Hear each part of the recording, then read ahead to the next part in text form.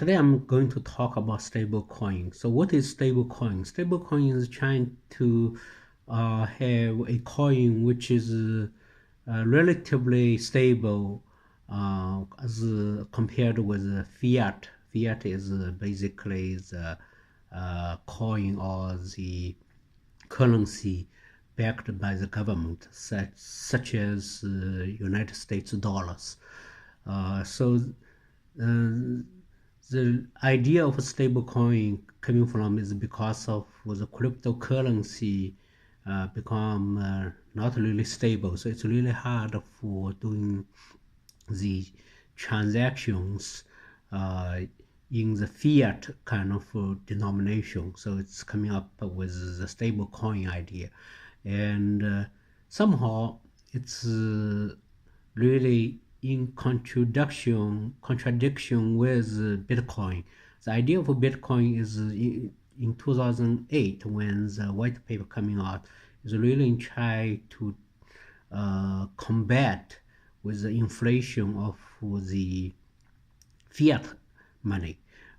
Basically, the government is printing money, so the Satoshi's idea is you basically have the Bitcoin, which only have 21 million Bitcoins. So it's you cannot print additional money, and you have to using the POW to mine the coin. So that's the idea. So to make it more stable, but eventually because of the market manipulation and also other reasons, the Bitcoin also become not as stable as it should be. But in the long run, I think the stable coin is the Bitcoin. Having said that, in the short term, there is the needs for the stable coin. So there's 4 different type of stable coins.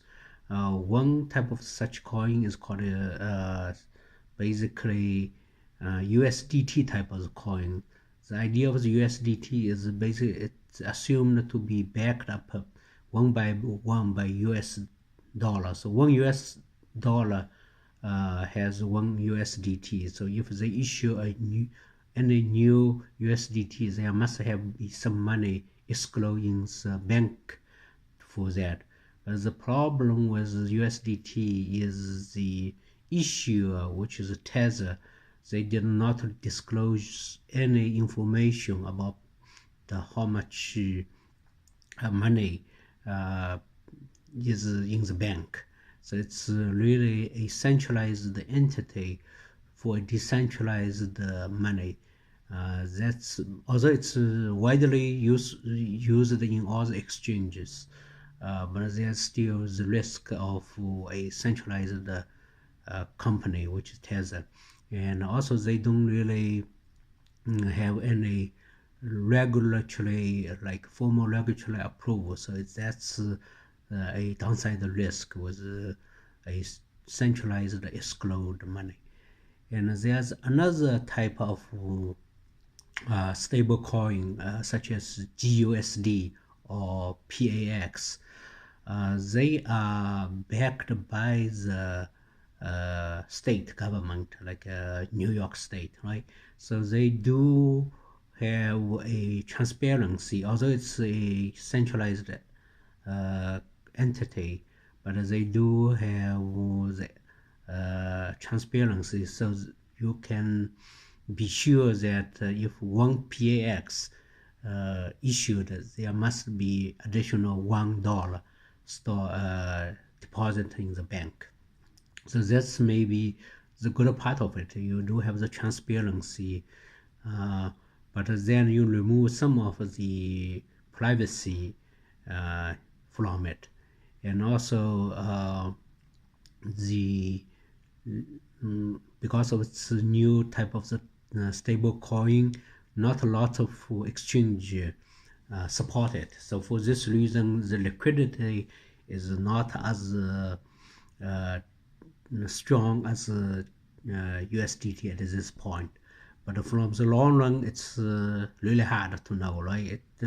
It could be possible that GUSD or PX in the future has more liquidity because of some insurance of the real money backing, and also the government backing, and also the regulatory oversight. So that's maybe the good thing about it. But in terms of for privacy, in terms of the short-term liquidity, it's still the problem.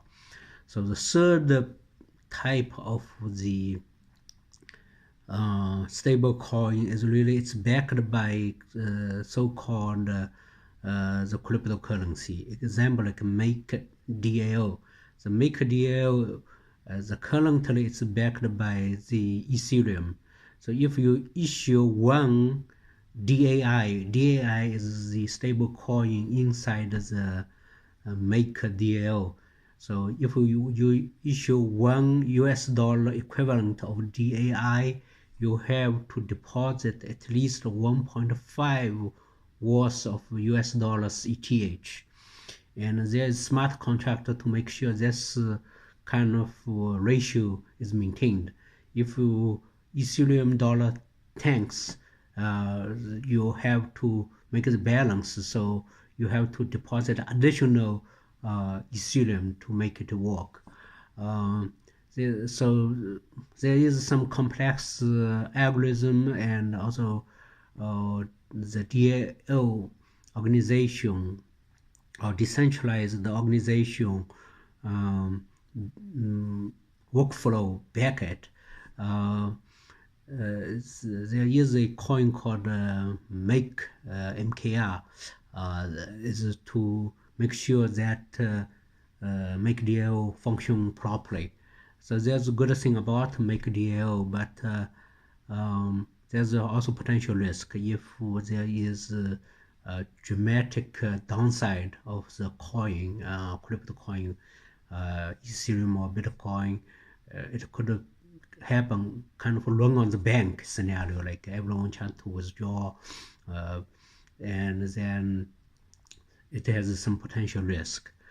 And also the idea of DAI, it's called like in English, it's die, it's same as die, like you died, DYE. So I don't think they give a good name, DAI. It's kind of, although it's a kind of a project backed by some core developer from Ethereum, but I don't really think it's a good project in terms of the potential downside and mass downside of the coin, and also the name of the currency is really stupid name. So I think they are it's not a good project to from my personal perspective. Then there is a new type of the coin. It's purely without escrow, like all these three different color coin. The USDT has a kind of US dollar behind it. The GUSD or PAI has some escrow US dollar behind it, and MakerDAO has Ethereum for now behind it. But another is really algorithm based. There's no escrow, kind of like a current US dollar. As you know, during the World War II, or after the World War II, there is US dollar is backed by the real gold, right? It's called a blood water system. Then in the 70s, due to Vietnam War, and Nixon government decided that we don't need the dollar to back the US dollar. So there is a kind of disconnection there. So that disconnection has never been re-established. So now the US dollar, like you can print without any gold to back it. So this is the same idea they have, that if US dollar can work this way for the last almost 40 years, so why not we cannot work with a kind of currency which is based on the algorithm, and the algorithm is really based on supply demand. So you just issue $1 of the coin. If so many people want to it, you print more. If there's people trying to dump it or not many people, you can just burn it. So it's trying to maintain the equilibrium for the supply. So that's the idea. And there is one coin called the basis coin. And when it's coming out, it has advisors such as the Undersecretary of the Treasury to be the advisor. But eventually, the U.S. government think SEC, I think it's a security token, have to register. So there's lots of regulations behind it. Eventually, they shut down. So they raised about 133 million US dollars. Eventually, they have to return those money to the investor. But this kind of algorithm, if the government can allow it, or maybe the government itself can try to make it to work, it could potentially be also a type of the stable coin. But it's maybe not the best. I think the best stable coin, it really should be kind of like a make a deal, but have something as a backup, as a stable fiat coin, as maybe certain kind of deposit or funds to back it. Like maybe 25% of this has to be backed by the US dollars, and 75% backed by the cryptocurrency. Maybe this is the new approach. I think in 2019 or 2020 we will see such a project. So that's my thinking. Okay, so much for the stable coin. Hope everyone can enjoy it. Let me know if you have any comments. Thanks.